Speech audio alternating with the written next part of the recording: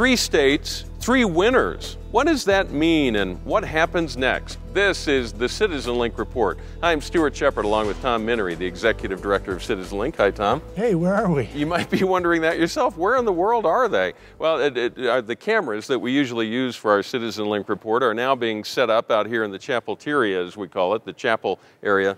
Something called the Date Night Challenge is going to be recorded tonight as we're sitting here talking, and it'll be something that churches across the country will participate in February. If you'd like to learn more about that, you can just Google Date Night Challenge and look for the Focus on the Family link. Basically, it's an effort to get husbands to actually, and this is a crazy thought, actually take their wives out on a date once a month. Sounds like a revolutionary idea that might work. All right. Hey, since we last talked, quite a bit has happened. Senator Rick Santorum was declared the winner of Iowa. First, Mitt Romney had originally won. Well, Mitt Romney went on to win New Hampshire in the primary there. And then South Carolina came along, and guess what? The mainstream media said Mitt Romney clearly is the leader. He's the one who's going to win this whole thing, and then Newt Gingrich won. What is going on? Well, this is a tumultuous year, and some think that this bespeaks something that is a huge uprising from the people, the populist side of the Republican Party. Those who know these things say we saw it in the early 60s with the rise of Goldwater. We saw it again in 1976 and 1980 with the rise of Ronald Reagan. Back in 1976, Ronald Reagan, running against Gerald Ford for the Republican nomination, lost 5 straight primaries before he won in South Carolina. And he slammed Gerald Ford. Now, in 1980, he again was thought to be a backbencher, loose cannon, but he beat George H.W. Bush in the New Hampshire primary and finally established himself.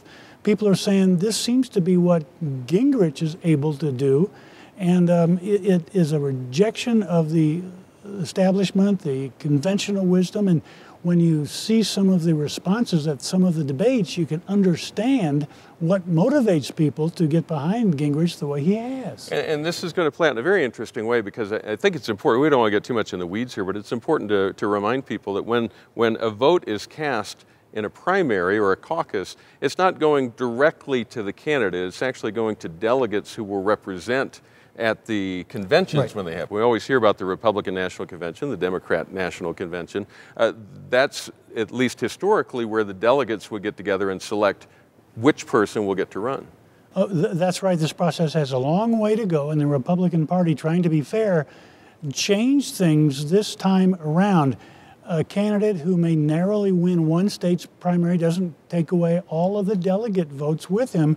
His delegate vote is proportional to the percentage of the vote that he won in the primary. So all of these candidates are taking some delegates with them, and that is descriptive of the primaries all the way up through April, when we suddenly get into some winner-take-all states. Yeah, and in our lifetimes, usually the winner, the one who's going to be the presumptive nominee, is known long before the convention happens, but at least hypothetically, it could come down to the convention and those delegates trying to hash out which person will represent. Well, commentators always hope for that because it makes for an interesting convention and not so much of a staged affair. Yeah. But I think that by convention time, we will know who the front runner is and therefore who the nominee will be. Now, we talked about former House Speaker Newt Gingrich winning South Carolina somewhat handily. He got 40% of the vote, as I recall.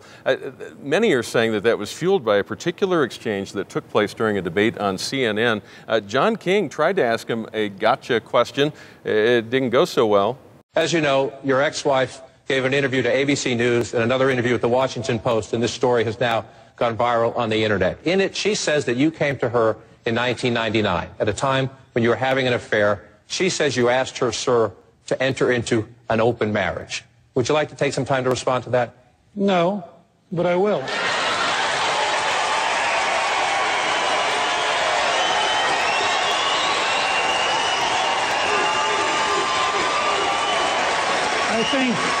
I think the destructive, vicious, negative nature of much of the news media makes it harder to govern this country, harder to attract decent people to run for public office, and I am appalled that you would begin a presidential debate on a topic like that.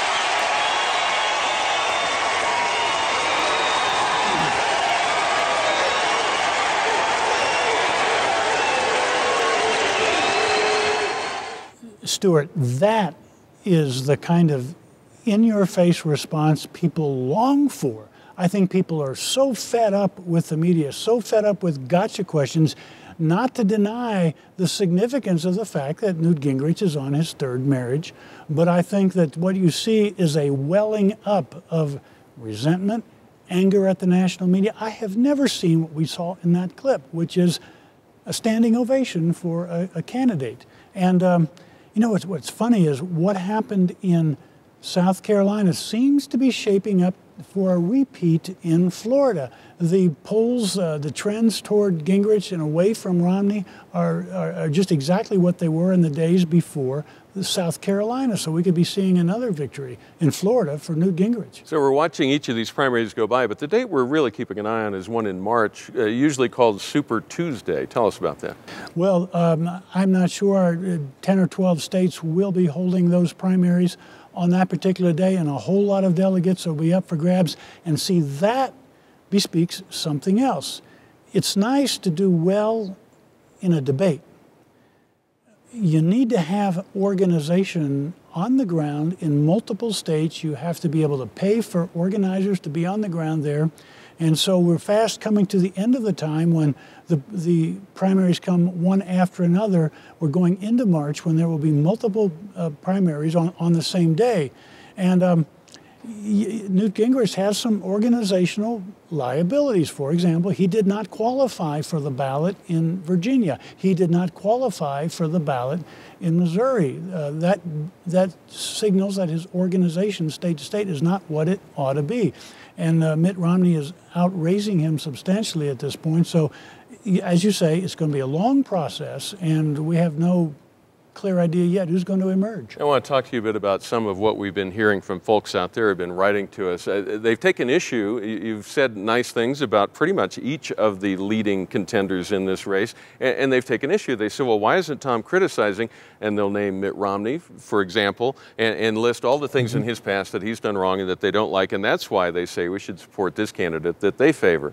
Well, then the next email comes in and it says, well, you know, Newt Gingrich, I mean, he's been married 3 times, and I can't believe you would say nice things about him. You actually should be supporting Rick Santorum, who they would say is the closest to conservative values that we support. Then we get the next email, you know, Rick Santorum, I really like him, but there's no way he can win this thing. He doesn't have the organization or the whatever. Each of them focusing on the imperfections of the folks who are running, and with that then trying to bolster a different one. Yeah. When you look across all of them, what do you see happening, and how should we be looking at the 4 who are now contending? They're all faulty, and Mitt Romney has governed as conservatively as possible, according to him, in a very liberal state. So obviously he's not going to be able to be as conservative as he now says he would like to have been. Mostly Democrats in the state legislature that he has to work with while he was governor. Newt Gingrich has been in Congress so long, he's cast votes on everything. One of the problems with a legislator is that you have to vote on everything, and anybody can pick out any one of those votes over the long years of Newt's experience in the Congress and the long years of Rick Santorum's experience in Congress as well, and say, ha, he voted for this.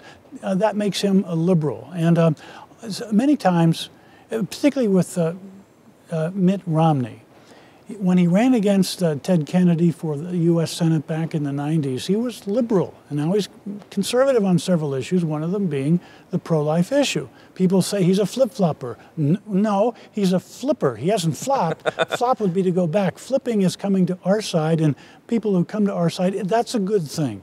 Again, not to say that I favor Mitt Romney, but when we come to commentate on these things, these developments, we try to explain through our eyes why so-and-so has done a good job or why so-and-so has fallen down in a particular event, a particular primary. That's what we're trying to do. So the balance here is not just to take the imperfections and say, aha, that's why this person I could never support for this, this, and this. It's to look at the imperfections and the favorable points and compare those. Do the favorables outweigh the imperfections? And that's true for all of them, and each of us have to make our own decision on that. That's right. That's well said. All right. And also, it can't be forgotten that they're all going to run in the fall against a certain Democrat, it appears. Well, one of them will run in the fall against a certain Democrat, but getting to that person is it's something that way on the balance scale. Somebody who can win in the fall versus somebody who speaks so well and stands most solidly for what I believe now.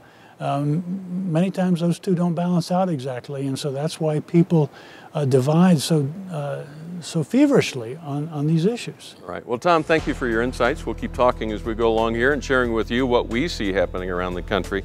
We do appreciate all of those of you who have written to us to compliment, to criticize, to give us your opinion on things. It's helpful to us to hear what you think, so we encourage you to write to us at mail@citizenlink.com. We read everyone that comes in and do appreciate your thoughts as you share them. Remember to pray for our nation as we all are making this decision about who should lead us in the coming election and how we each individually will make our decisions about that. And remember, stand tall and be heard.